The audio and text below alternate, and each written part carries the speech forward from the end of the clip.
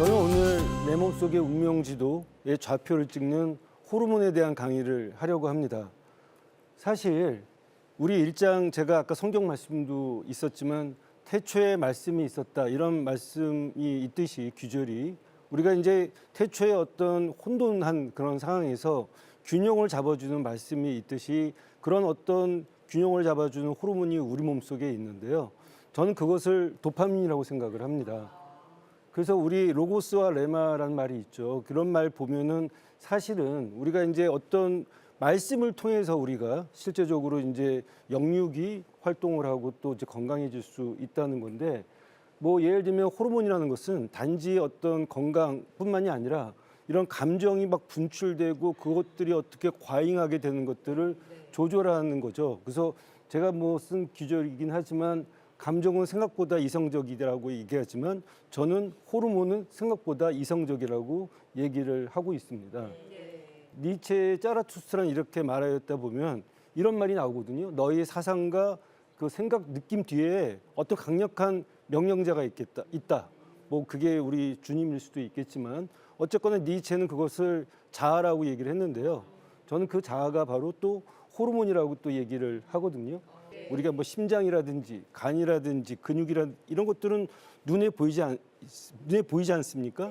근데 호르몬이라는 게 눈에 보이지 않는 거예요. 그 사람들은 어렵게 생각하죠. 근데 우리가 예수님도 그렇지만 눈에 보이지 않는다고 해서 그게 존재하지 않는 것이 아닌 것처럼 호르몬이 눈에 보이지 않기 때문에 사람들은 호르몬이라는 게 과연 있을까라든지 어떤 도마가 의심하는 것처럼 호르몬을 의심할 수도 있겠지만 사실 호르몬은 엄연히 존재하는데 그것을 이제 우리가 의과대 학생들이라든지 사람들한테 설명하게 되면 너무 어렵게 생각을 하는 거예요.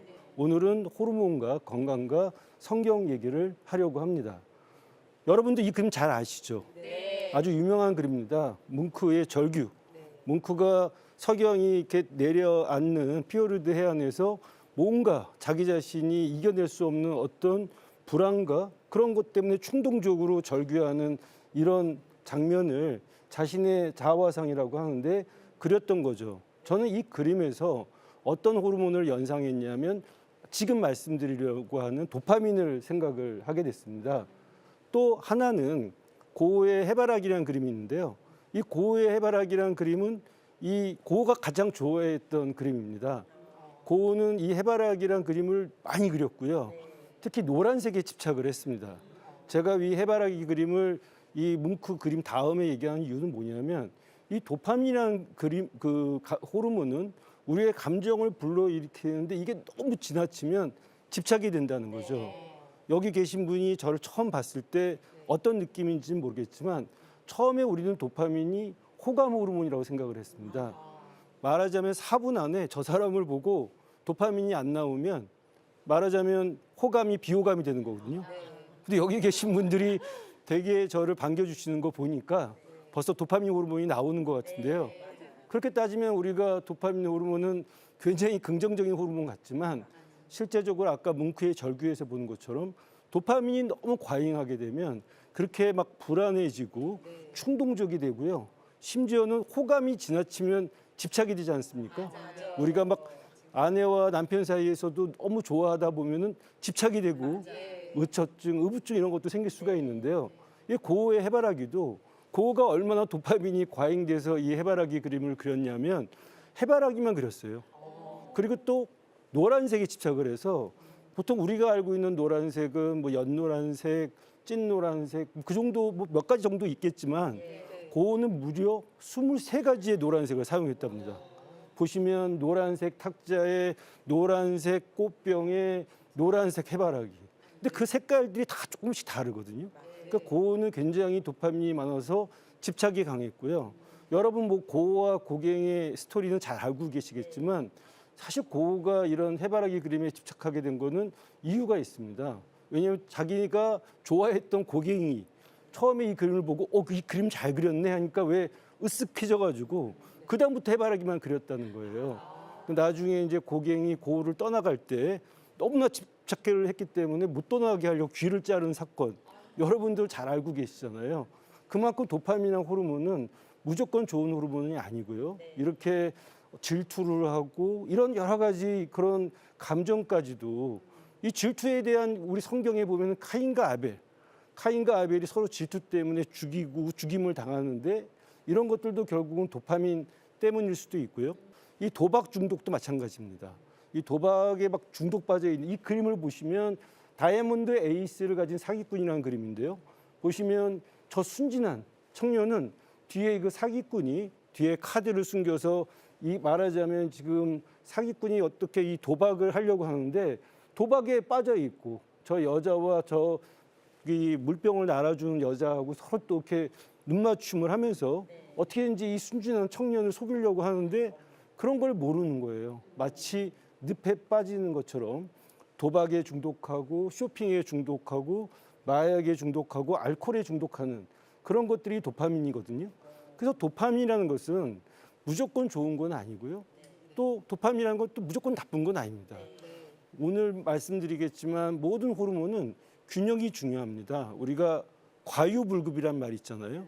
모자라는 것도 문제지만 넘치는 것도 문제인 것처럼 균형이 중요하고요. 그런 균형을 지키지 않으면 태초에 이 혼란처럼 혼란에 빠지게 됩니다. 예를 들면요. 도파민이라는 호르몬은 아까 호감 호르몬이라고 제가 말씀을 드렸는데 너무 이게 많아지면 충동 호르몬 또 어떻게 보면 집착 호르몬이 될 수 있다는 거죠.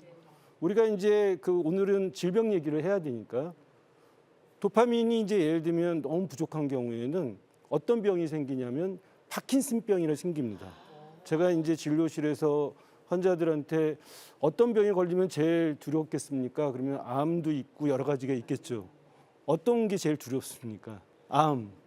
또 어떤 게 또 무섭습니까?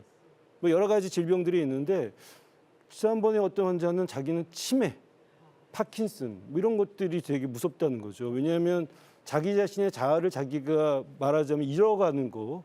그러면서 주변의 관계에서 자식들도 자기를 갖다가 이렇게 멀어지게 되는 그런 치매나 그런 어떤 파킨슨병 같은 것들을 걸리지 않았으면 좋겠다. 이렇게 말씀을 하시는데 이 파킨슨병이 바로 도파민이 부족해서 생기는 병이거든요.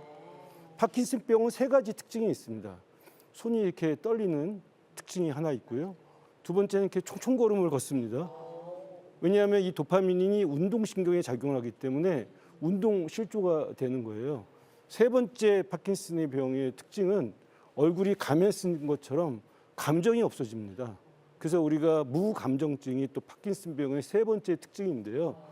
사람들은 슬플 때, 괴로울 때, 나 감정을 놓아놓고 싶어 이런 생각하는데 감정이 없는 것만큼 사실은 그게 불행한 게 또 있을까요?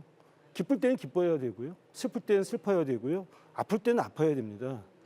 사실 우리가 통증이 없는 병이 있거든요. 그런 병은 이제 예를 들면 그 신경에 이제 통증을 못 느끼는 건데 그런 사람들은 되게 이제 선천적인 병이긴 하지만 20세 전에 돌아가십니다. 왜냐하면 통증이라는 건 어떻게 보면 우리한테 위험한 신호를 보내주는 SOS인데 뭐 따갑고 아프고 뜨거운 걸 모르니까 그런 아이들은 뭐 예를 들면 화상도 많이 있고요. 넘어져서 뭐 골절도 많이 되고요. 그러니까 통증이라는 게 어떻게 보면은 굉장히 우리한테는 좋은 SOS거든요. 그래서 우리가 왜 눈물을 흘리면서 기도하라고 얘기하듯이 이 통증 자체도 사실은 우리한테는 굉장히 좋은 그 어떻게 보면은 방어 기제일 수도 있고요. 상대방을 이해하는 어떤 공감 능력일 수도 있습니다. 그래서 저는 또 도파민이 반대로 제일 떨어져 있는 것이 이제 파킨슨병이라고 얘기를 했는데 반대로 또 도파민이 너무 과잉하게 되면요. 심지어는 조현병, 아까 뭉크의 절규 보셨죠? 그런 상황이 될 수도 있거든요. 그래서 결국 제가 말씀드리고 싶은 거는 도파민의 밸런스, 균형이 중요한데요. 사실은 도파민 관리에 좋은 생활 습관을 또 좋은 식습관을 우리가 잘 유지한다면 이 혼돈의 어떤 균형을 잡아주는 그런 호르몬을 잘 우리가 관리할 수 있다고 생각을 합니다. 사실 호르몬이라는 것은요, 비타민과 틀리게 비타민은 내가 만들 수 없으니까 먹어야만 하는 거거든요. 그래서 우리가 이 호르몬은 반대로 내가 만들어낼 수 있는 화학 물질입니다. 결국 도파민처럼 내가 이제 만들어낼 수 있는 화학 물질을 우리가 호르몬이라 부르거든요.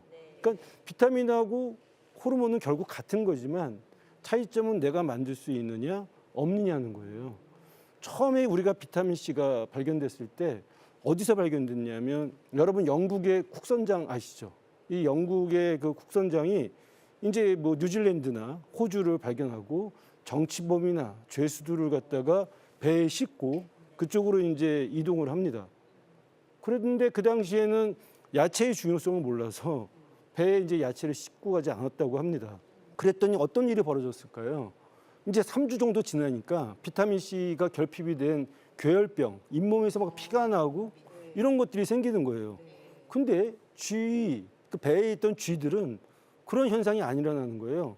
아니 이게 뭘까 봤더니 이 쥐는 체내에서 비타민 C를 만들어내고요. 우린 인간들은 그걸 만들어낼 수 없습니다. 어찌 보면 쥐한테 설치류는 비타민 C가 아니라 호르몬 C가 맞고요. 우리는 만들어내니까 비타민 C가 맞죠. 반대로 비타민 D는요. 우리가 만들어낼 수가 있습니다. 30분만 우리가 햇볕을 쬐고 걸으면 비타민 D가 800에서 1000 IU, 1000 단위 정도 나오거든요. 그 엄밀하게 얘기하면 내가 만들어낼 수 있기 때문에 비타민 D가 아니고 호르몬 D라고 얘기를 해야 되고요. 반대로 쥐들은 또 그 경우에서는 비타민 D를 만들 수가 없기 때문에 비린 거, 치즈 이런 거 먹어서 비타민 D를 섭취해야 되는 거거든요. 그래서 제가 이제 오늘 이 1강에서도 마찬가지지만 모든 호르몬은 내가 먹는 음식, 내가 하는 생활 습관, 나의 라이프 스타일, 나의 운동을 통해서 호르몬을 유지하고 관리할 수 있다는 거죠. 거기서 저는 또 한 가지의 호르몬의 위대함이 있다고 생각합니다. 말하자면 내가 어떻게 살고 어떻게 기도하느냐에 따라서 나의 이 호르몬은 관리가 되고 유지가 될 수 있다는 거니까요. 그래서 제가 지금 이 강의의 말미에는 도파민 균형을 위한 우리의 그 좋은 생활 습관. 먼저 도파민 관리의 좋은 생활 습관은요. 중력에 반하는 운동을 해야 한다라는 겁니다. 예를 들면 우리가 이제 운동도 여러 가지가 있죠. 유산소 운동도 있고 그다음에 근력 운동도 있고 뭐 여러 가지 스트레칭도 있는데 우리가 이제 항중력근이라고 해서 여러 가지 근육이 있지만 예를 들면 척추 기립근이라든지 대퇴근 이런 것들은 중력에 반하는 근육들이거든요. 그래서 이 도파민의 균형을 위한 좋은 생활 습관 중에 하나는 중력에 반하는 운동을 해야 한다는 거고요. 두 번째는 충분한 수면을 해야 된다는 겁니다. 왜냐하면 충분한 수면을 하지 않고 스트레스 호르몬이 나오면 도파민하고 더 악순환이 될 수 있거든요. 그래서 충분한 수면을 둘째 해야 된다. 그리고 음악 듣기, 음악을 우리가 좋은 음악을 듣고 또 좋은 또 이제 그런 것들을 통해서 내 감정이 정리되면 이 도파민 관리에 좋은 생활 습관을 우리가 유지할 수 있고요. 또 이제 명상하기, 명상을 해서 우리가 조금 더 도파민이 더 이렇게 균형을 잡히게 아까 뭉크처럼 많이 나오게 하지도 않고 파킨슨병처럼 적게 나오지도 않게 하는 그런 생활 습관을 당부드리고 싶습니다. 또 한 가지는 이제 도파민도 아까 제가 비타민 D 얘기했듯이 햇빛을 갖다 충분히 쬐주는 게 좋습니다. 그래서 충분한 햇빛을 쬐주면 도파민 관리에 도움이 될 수 있다. 그래서 제가 5가지 얘기했죠. 첫째는 중력에 반하는 운동, 둘째는 충분한 수면, 세 번째는 좋은 음악을 듣고, 네 번째는 명상하고, 그다음에 5번째는 햇빛을 쬐라. 이제 그런 거 잘 하실 수 있겠죠? 네. 도파민 관리에 좋은 식습관은요. 단백질 섭취하기를 저는 강조하고 싶습니다. 비건이라든지 채식주의자들 무슨 얘기지라고 얘기하지만 물론 동물성 단백질도 있지만 식물성 단백질도 있거든요. 우리 몸에 호르몬이라는 것의 재료가 되는 것은 단백질입니다. 그래서 영양소 3대 영양소 있잖아요. 단백질, 뭐 탄수화물, 지방. 지방 같은 것들은 되게 이제 성호르몬의 원료가 될 수 있고요. 콜레스테롤. 그렇지만 대부분의 호르몬들은 단백질을 잘 드셔야지만이 호르몬이 잘 만들어지고요. 그다음에 이제 포화지방은 또 이게 상극이거든요. 그래서 불포화지방은 좋은 건데 포화지방은 잘 안 드시는 게 좋고, 그다음에 이제 우리가 장을 제2의 뇌라고 하는데요. 이 장내 세균의 균형을 잡는 게 또 이 도파민한테는 중요하거든요. 이 장내 세균이 차지하는 그 역할이 아주 큽니다. 그래서 이제 이런 장내 세균의 어떤 이제 뭐 균형을 위해서는 뭐 김치라든지 이런 유산균 도움이 되고요. 뭐 이제 그런 것들이 충분히 섭취가 안 될 때는 프로바이오틱스 있잖아요. 뭐 그런 거 드시면 좋고, 뭐 벨벳콩도 좋은 식물성이지만 단백질의 원료가 될 수 있고, 그다음에 이제 플라보이노이드 이런 것들은 이제 항산화 물질이지 않습니까? 그래서 이런 것들도 이제 우리가 이 도파민이 이제 제대로 막 균형을 잡게 하는데 아주 중요한 이제, 왜냐면 그런 것들의 균형을 깨트리는 게 산화 스트레스거든요. 근데 이제 이런 플라보노이드는 항산화 물질이기 때문에 산화 스트레스가 없어지니까 도파민 호르몬의 균형을 잡을 수 있다고 생각이 들고요. 근데 정 만일에 이제 이렇게 해도 나는 도파민을 충분치 않다 그러면 도파민 보충제가 있거든요. 우리가 파킨슨병 같은 경우에도 도파민이 부족한 병이라고 했잖아요. 그런 경우에 우리가 L도파라는 이제 약을 줘서 파킨슨병의 어떤 도파민이 떨어진 수준을 정상적으로 유지하듯이, 만일에 이제 여러분들이 이렇게 여러 가지를 했는데도 내가 좀 도파민이 부족한 것 같아. 그러면 이제 이런 도파민을 이렇게 올려주는 그런 보충제를 또 사용할 수도 있겠죠. 물론 전문가와 꼭 상담을 하셔야 됩니다. 또 한 가지는 이제 우리가 도파민이 또 이제 많이 나오는 사람들이 있어요. 아까 우리 아이들 보면은 게임 중독하고 이런 사람들이 있잖아요. 또 뭐 핸드폰 중독, 뭐 카톡하고, 우리 성인들도 마찬가지인데 그냥 틈만 나면 뭐 핸드폰 봐야 되는 습관적으로 그런 사람들도 저는 이미 도파민에 중독돼 있다라고 생각하는데요. 최근에 이제 아까 도파민 디톡스라는 것들이 유행이 한때 됐었습니다. 도파민 디톡스라는 것도 사실 별게 아니고요. 제가 얘기했던 이제 이런 도파민 관리에 좋은 생활 습관, 그리고 좋은 식습관, 이런 걸 통해서 과잉의 도파민을 좀 우리가 줄여보자. 뭐 그런 게 바로 도파민 디톡스고요. 잠시 핸드폰이라든지 TV라든지 내가 혹시 중독된 어떤 사람이나 사물에 잠깐 멀어지고 객관적인 시선을 갖는 것도 상당히 이런 도파민에 우리가 지배되지 않는 삶을 영위할 수 있지 않을까, 조심스럽게 말씀드릴 수 있을 것 같습니다. 네, 이상으로 제가 뭐 준비했던 1강의 강의를 마치도록 하려는데요. 제가 이제 도파민을 갖다가 1강에 넣었던 이유는 이게 이제 출발이거든요. 나중에 제가 이제 사랑의 호르몬 얘기할 때 우리 내분비내과 의사들은 사랑의 호르몬을 4가지 호르몬의 방정식으로 풀거든요. 4차 방정식인데, 처음에 시작은 우리가 좋아진 감정이 생기려면 일단은 호감이 생겨야 되잖아요. 도파민. 그다음에 이제 이 도파민이 조금 더 이 감정을 고양시키는 페니레티나민 호르몬이 있고요. 그러다가 이제 뜨겁게 사랑하려면 엔돌핀이라는 호르몬이 필요하고요. 그다음에 이제 이 사람에 대해서 나보다도 저 사람이 더 잘 되기를 바라는 어떤 그런 마음, 그런 거는 이제 옥시토신 호르몬이거든요. 그래서 이제 제가 오늘 도파민 얘기를 한 거는 이런 사랑이라는 감정, 우리 위대한 사랑 다 아시지 않습니까? 그 사랑의 출발도 바로 도파민이고, 태초에 말씀이 있었던 것처럼 도파민이 바로 우리 혼돈의 균형을 잡아주는 호르몬, 균형이 중요하다, 이런 말씀을 드리고 싶습니다. 예, 오늘 강연은 여기서 끝마치겠습니다. 감사합니다. 교수님, 네. 오늘 강연 정말 잘 들었습니다. 정말요, 예. 네, 처음에 성경 말씀으로 시작해서 또 철학, 또 명화까지 이렇게 연관해서 설명해 주시니까 어느 때보다 즐겁고 또 쉽게 이해할 수 있었던 것 같아요. 네, 또 들으면서 제가 궁금했던 점이 있거든요.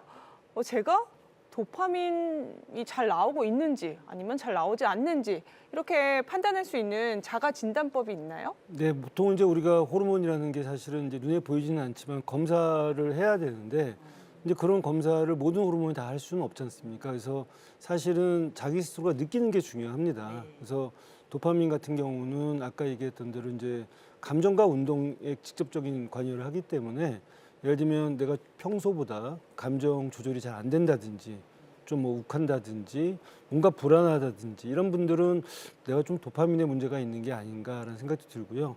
자꾸 뭔가 이제 집착하게 된다든지 그런 분들도 도파민의 문제가 있다고 볼 수 있겠죠. 그리고 이제 아까 얘기했던 대로 이제 그 걸음걸이나 아니면 이제 예를 들면 손발이 조금 이제 경련이 있다든지 이러면 이 도파민에 조금 문제가 있지 않을까, 이렇게 좀 스스로 생각해 볼 수 있지 않을까 생각합니다. 네. 교수님, 오늘 강연하신 것 중에 시청자분들께서 꼭 기억하였으면 좋을 한 가지 어떤 게 있을까요?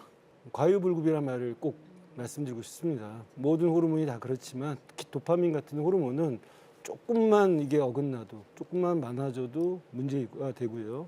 또 조금만 이게 떨어져도 또 문제가 되기 때문에 항상 적정 수준의 도파민 균형을 꼭 지킬 수 있는 생활 습관을 갖는 게 중요하다. 이렇게 말씀드리고 싶습니다. 네, 이렇게 첫 번째 강연 마쳤는데요.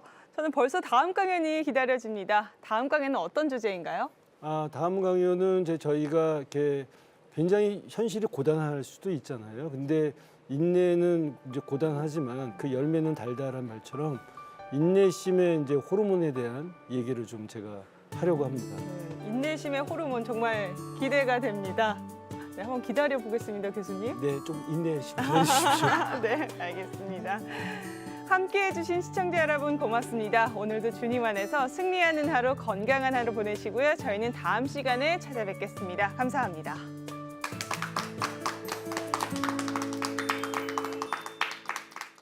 이 프로그램은 여러분의 미디어 선교 후원으로 제작되었습니다. 선교는 사명, 후원은 동역. 당신도 복음을 전할 수 있습니다. 선교 후원 02-6333-1003번